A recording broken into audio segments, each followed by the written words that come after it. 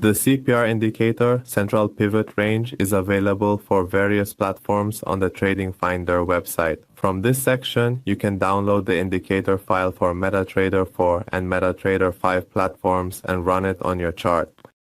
Traders can also read this page to learn about how the indicator works and its functionality.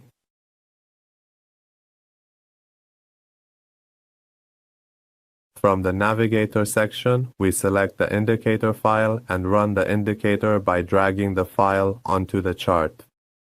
Once the indicator is placed on the chart, it begins to draw a central level as the pivot range, along with 2 levels below as support levels and 2 levels above as resistance levels. Traders can use these levels as potential price reaction zones. When the price is above the pivot range level, it indicates an uptrend, and when it is below the pivot range level, it indicates a downtrend. In the Settings section, under the Input tab, there are options available where, in the first part, we can select the calculation time frame from the current and 1-minute intervals up to a 1-month interval. In the next section, we can set the number of periods for calculating the previous candles, which is set to 1 by default and performs its calculations based on the selected time frame. In the following sections, we can choose the color of the pivot range and the central pivot. We can also select the style of the central pivot from 5 options: solid, dash, dot, dash dot, and dot dot.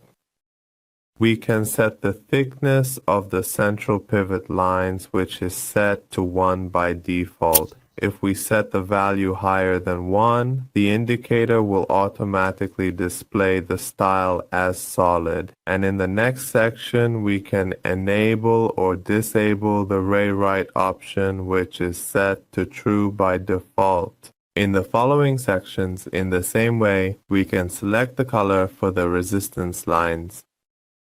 We can set the style of the resistance lines as desired, adjust their thickness as we like, and finally we can enable or disable the ray right option. And in the last section, we can set the color of the support levels, the style of the support levels, the thickness of the support lines, and finally enable or disable the ray right option as well. Well, friends, we've reached the end of this indicator tutorial. We'd be happy if you share your comments and suggestions with us in the comment section.